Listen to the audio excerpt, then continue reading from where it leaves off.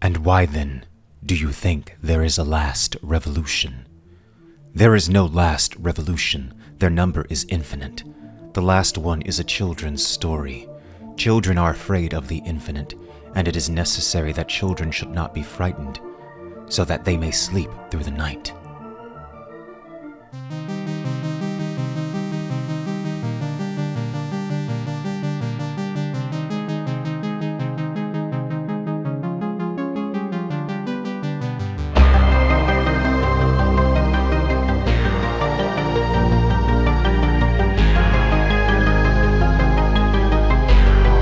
Hi guys, it's Quinn here. On this channel, I only talk about books that I like. Quinn's Ideas has never done a paid sponsorship. If you appreciate my content, consider hitting the like button and subscribing. Thanks so much, guys. In 1949, George Orwell published one of the most enduring and chilling works of the 20th century, 1984. The book was written in the aftermath of World War II. During a time when the world was reeling from unprecedented violence, mass propaganda, and the rise and fall of authoritarian regimes. Fascism had devastated Europe, and Stalinism was casting a long shadow over the East. Orwell, having witnessed the manipulation of truth and the abuse of power firsthand during the Spanish Civil War, and through his criticisms of the Soviet Union, wrote 1984 not just as a warning, but as a desperate cry against a future he feared was already beginning. By 1947, Orwell was living in near isolation on the remote island of Jura, off the coast of Scotland, battling the terminal effects of tuberculosis. He poured his remaining energy into crafting the novel. The bleakness of his personal circumstances infused the book with a sense of urgency and despair that's impossible to ignore. He wasn't writing from comfort or academic distance, he was writing from the edge, both politically and physically. The result was a novel that didn't just imagine a dystopian future, it felt like a final testament, a message in a bottle hurled from the edge of modern civilization. At the time, the global political climate was shifting rapidly. The Cold War had just begun, and the world was becoming sharply divided between the capitalist West and the communist East. Orwell's fictional world of 1984, with its three superstates locked in endless war, was a clear reflection of this new geopolitical reality. But unlike traditional science fiction of the era, Orwell wasn't interested in futuristic gadgets or alien civilizations. His vision of the future was one where language, truth, and memory were the battlegrounds and the casualties.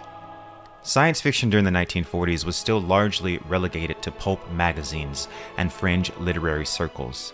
Writers like Isaac Asimov and Robert Heinlein were laying the groundwork for the genre, but their stories often focused on space travel, robots, and the promise or peril of technology. Orwell, however, took a different path. He wasn't concerned with technology as much as ideology. Orwell's contribution was darker, more political, and far more immediate in its tone and subject matter. When 1984 was released, it was met with a mix of awe and apprehension.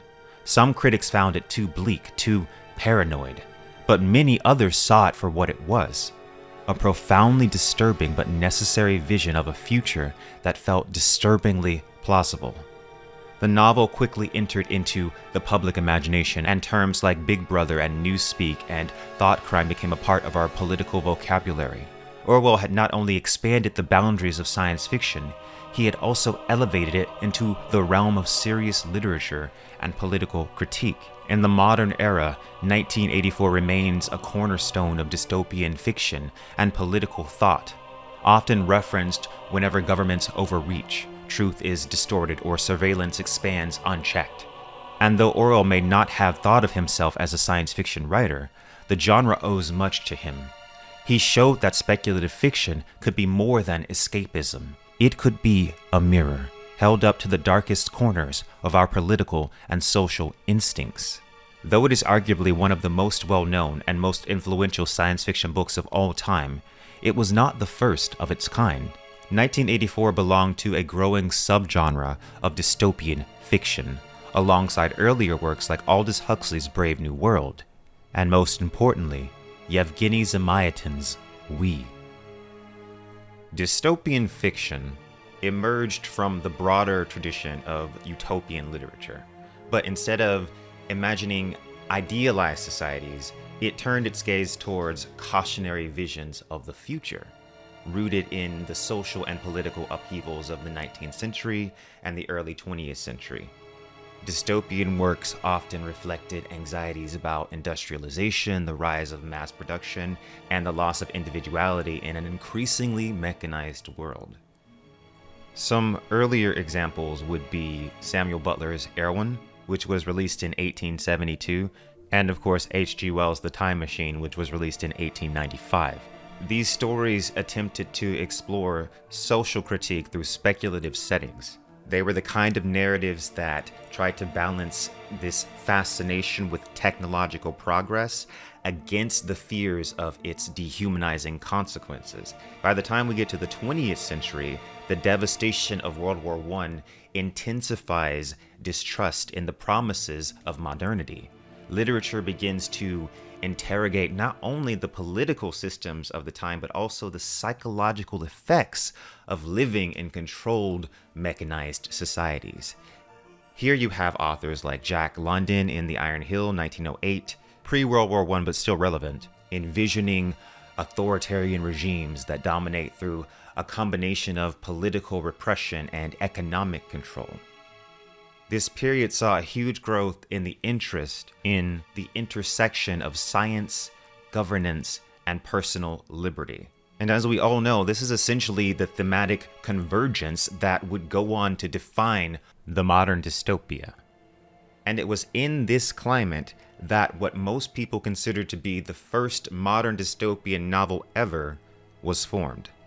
When we talk about the origins of 1984, it's tempting to think of it as completely original, a prophetic vision conjured by Orwell alone, but the truth is more nuanced. George Orwell, though a literary giant in his own right, was a part of a lineage, a tradition of dystopian writers responding to political horrors of the 20th century. And one name that looms particularly large in that lineage is Yevgeny Zamyatin. Zamyatin was a Russian engineer, a naval architect, and a writer who in 1921 penned a dystopian novel called We. It is widely considered the first modern dystopian novel. We was revolutionary in its vision of a future where the state exerts total control over the individual. While earlier speculative fiction such as H.G. Wells' The Time Machine or The War of the Worlds imagined alternate futures, alien invasions, or social evolution, they often did so through allegory or scientific curiosity. Zamyatin's work was different. We was a direct response to the rise of the Soviet Union, and it turned speculative fiction into a political warning. It imagined a future where the pursuit of a perfect, rational society leads not to paradise, but to a dehumanizing nightmare. What truly makes We the first modern dystopia is its systematic portrayal of a mechanized society where logic and uniformity are enforced at the expense of freedom and emotion and imagination. Zamyatin introduced many of the tropes that would go on to define the genre: constant surveillance, suppression of love and desire, rigid conformity, the rewriting of history, and a rebellion sparked by an individual awakening. In We, the one state is obsessed with mathematical perfection. People live in glass houses, they have only numbers and not names, and they march in rhythmic unison under the watchful eye of the benefactor. The book blends political critique with a psychologically introspective narrative, and it created the blueprint that dystopian writers would follow for the next century. Its influence is so foundational that without We, there likely would have been no 1984, or at least not the 1984 we know today. We's impact on Orwell is undeniable. In 1946, 3 years before 1984 came out, George Orwell actually wrote a review of We. Orwell praised the novel and remarked that it was an interesting book, and the first book to give a picture of a completely totalitarian state. That admission alone is strong evidence that Orwell had We in mind while writing 1984. But the similarities go far deeper than a passing comment in a book review. Both We and 1984 are constructed around the same central premise: individual versus the state. In We, the one state is a totalitarian regime that has erased individuality through mathematics, surveillance, and strict routine. As I said earlier, citizens are referred to by numbers rather than names: D503, I330, O90. This emphasizes the loss of personal identity. Orwell's 1984 employs a similar mechanism. The citizens of Oceania are crushed under the weight of Big Brother, surveilled constantly, and made to conform through language control, torture, and propaganda. In both novels, the protagonist begins as a loyal servant of the regime, but becomes disillusioned after encountering love, desire, and personal emotion. D503 falls for the rebellious and mysterious I330, while Winston Smith in 1984 begins his awakening through his affair with Julia. In both cases, love serves as the initial crack in the facade of state loyalty.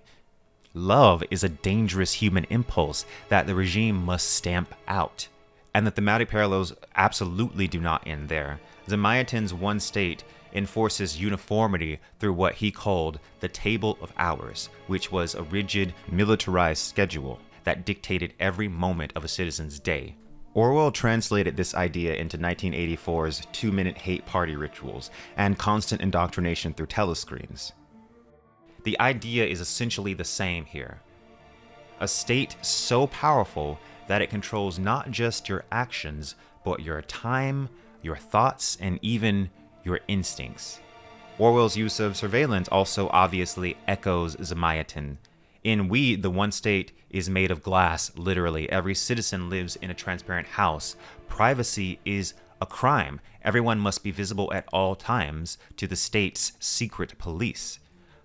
Similarly, in 1984, the telescreens are a constant presence, always watching, always listening, monitoring every facial twitch, every whispered word. They might even be able to read your thoughts. Both societies rely on surveillance as a weapon of psychological domination. One thing that's brought up over and over again when talking about 1984 is linguistic control and how it's used by the regime. Linguistic control is central in both books. In 1984, Orwell famously created Newspeak, a language that is designed to eliminate the possibility of rebellious thought. Now, we've talked about Whorf hypothesis before on this channel. The Whorf hypothesis, also known as the Sapir-Whorf hypothesis, proposes that the language a person speaks influences or even determines what they think and perceive in the world. For example, speakers of a language with multiple words for snow may be more attuned to subtle variations in snow types than speakers of languages with only one word. Zamyatin's We doesn't feature a constructed language exactly, but it does emphasize the degradation of individual expression through bureaucratic, mechanized speech. D503, who narrates the novel, often speaks in abstract, mathematical terms. His emotional world is filtered through logic, through geometry and equations, until he begins to experience feelings that defy those categories. In We, one of the ways that the one state maintains its grip is by redefining the very meaning of happiness. In most cultures, happiness is associated with joy, with fulfillment, with love, desire, all the things that make us feel alive. But in the one state, those feelings are seen as threats. Desire is equated with suffering, and suffering must be eliminated for the sake of collective harmony. After undergoing the Great Operation, which surgically removes imagination and emotion, the protagonist D503 becomes the perfect believer. He ends up rationalizing his new condition using the logic of the regime, a logic that recast emptiness as bliss. Happiness? Well, desires are tortures, are they not? It is clear, therefore, that happiness is where there are no longer any desires. Not a single desire anymore. What an error, what an absurd prejudice it was, that formerly we would mark happiness with the sign plus. No, absolute happiness must be marked minus, divine minus. What makes this so unsettling is that it's not just philosophical, it's policy. This is the ideology that justifies surveillance, emotional sterilization, and even brain surgery to remove imagination. Zamyatin isn't celebrating this idea, he's warning us. Because a world where happiness is defined by the absence of desire is a world where no one is truly alive. This erosion of language and meaning obviously mirrors Orwell's concerns. In 1984, Newspeak, as we mentioned earlier, doesn't just simplify language, it actively shrinks it, removing words that might allow citizens to even conceptualize rebellion. The result is a kind of linguistic claustrophobia, you could say, a reality in which the regime controls even the tools of thought itself. The conclusion of Orwell's book is equally as disturbing as Zamyatin's, if not more so. Winston Smith, after brutal torture and re-education, finally learns to love Big Brother. The regime doesn't merely kill him, they convert him. Both endings speak to the same terrifying outcome, not the death of the body, but the annihilation of the self. 40 years it had taken him to learn what kind of smile was hidden beneath the dark mustache. Oh, cruel, needless misunderstanding. Oh, stubborn, self-willed exile from the loving breast. 2 gin-scented tears trickled down the sides of his nose, but it was all right. Everything was all right. The struggle was finished. He had won the victory over himself. He loved Big Brother. Even the structure of 1984 follows a similar rhythm to We. Both novels are told from the first-person perspective of a regime loyalist whose journal or writing becomes the key to their transformation. And both authors use this narrative device to explore the psychological dimensions of totalitarianism, from initial confusion to awakening to betrayal and eventual defeat. But perhaps the most important parallel is the emotional trajectory of the reader. Both We and 1984 leave us with this deep sense of helplessness. In neither book is the regime overthrown. The revolution fails. The individual is broken. These are not heroic stories. These are warnings.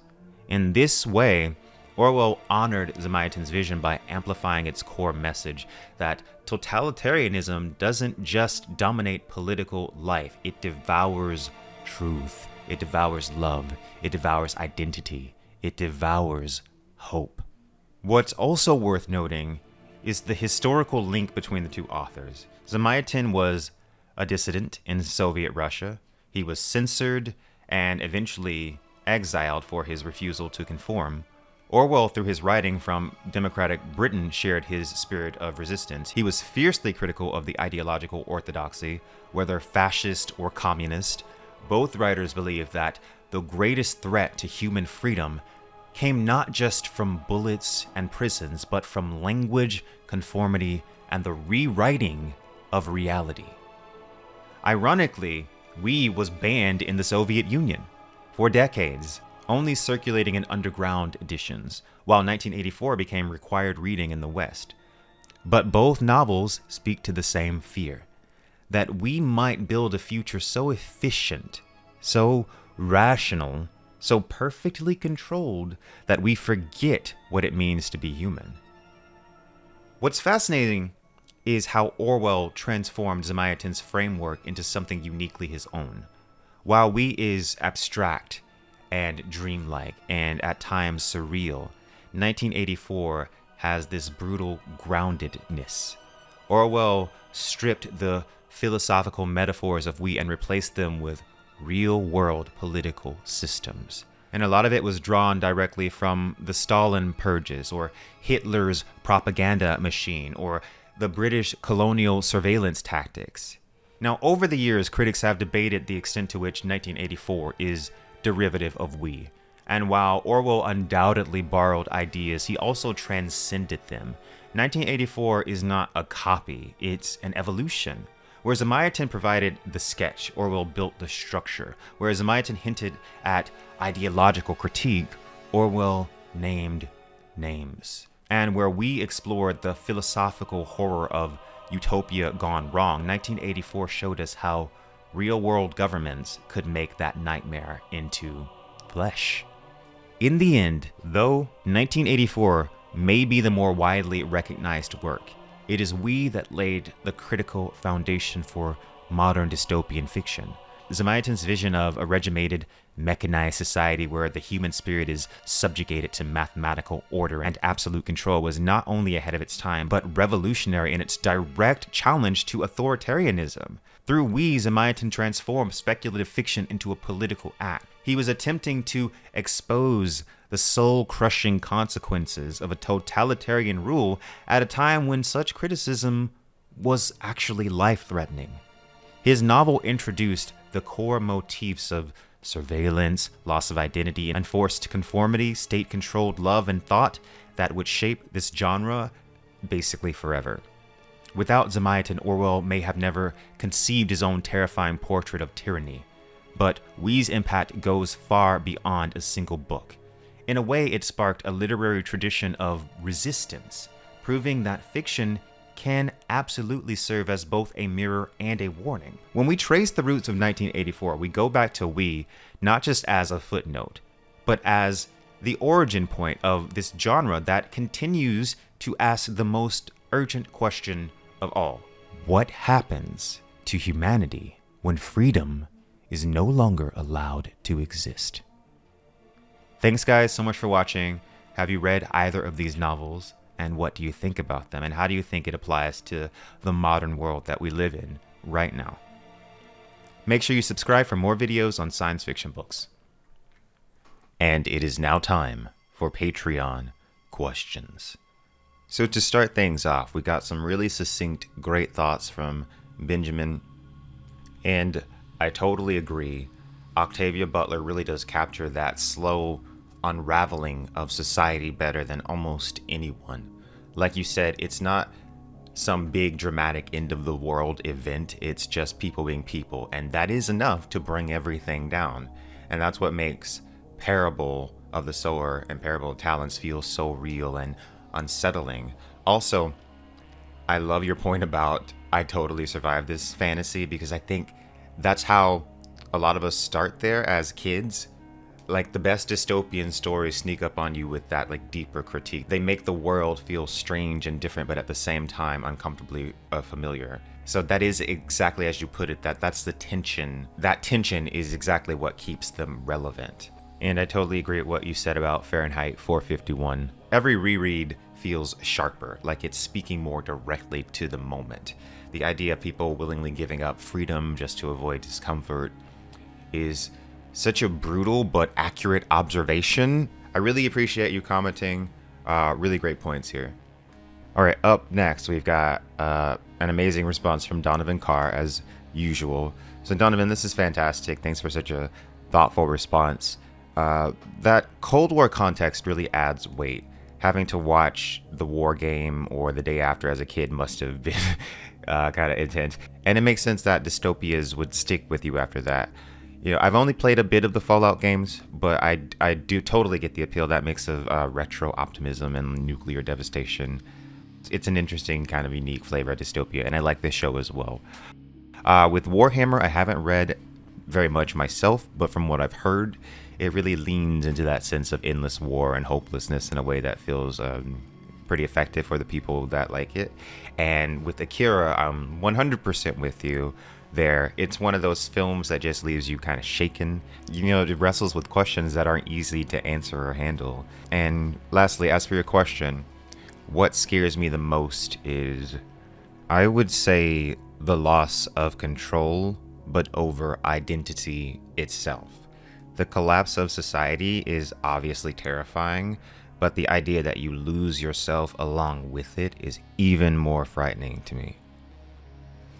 So next we have Joseph Nizelik, and this comment stuck with me because I had a similar experience. I read The Giver in middle school or elementary school, I think around 5th or 6th grade, and it really stuck with me as well. Like something about like the fact that they didn't have a concept for color. and that recognizing color made you like this different person that was kind of an outcast from society. And the way the main character slowly over time starts to see the cracks in his society and starts to see the horror of his society and sees that everything he's been taught is been a lie. And then also the fact that the ending of it leaves you guessing. You don't know what ultimately happens to him or the baby. And it's just such a good book. And it's one of those that I read young and really stuck with me. Honestly, one of the best books I ever read, like as a part of school curriculum. Next up, we got To Me. And this is a really good point. Lord of the Flies definitely shares a lot of the DNA, I would say, with dystopian stories. Like the way the boys' society fractures into, just violence and authoritarianism. It totally mirrors the themes that you see in dystopia, like how fragile order is, how quickly people fall into destructive systems. So technically Lord of the Flies I don't think would be classified as dystopia, since it doesn't depict a structured future society or like system, but more of a breakdown into chaos. Still, I think you're right that it resonates for the same reasons. It warns how close we're always slipping into those kind of, destructive patterns over and over again. There is no last revolution, as is quoted from We. So also, I love the recommendations. I haven't read them, but thank you so much for the recommendations. And lastly, we have Hugh Fisher suggesting a potential video on Neuromancer being a dystopia. And Neuromancer definitely is dystopian, and I could do an entire video just diving into that part itself. William Gibson was absolutely prescient with Neuromancer. Some very big things coming with Neuromancer, hopefully, in the future in this channel. Really, really big. So big that I can't even talk about them publicly. So, just be on the lookout, maybe around next year. That's the end of Patreon questions for now. Thanks so much.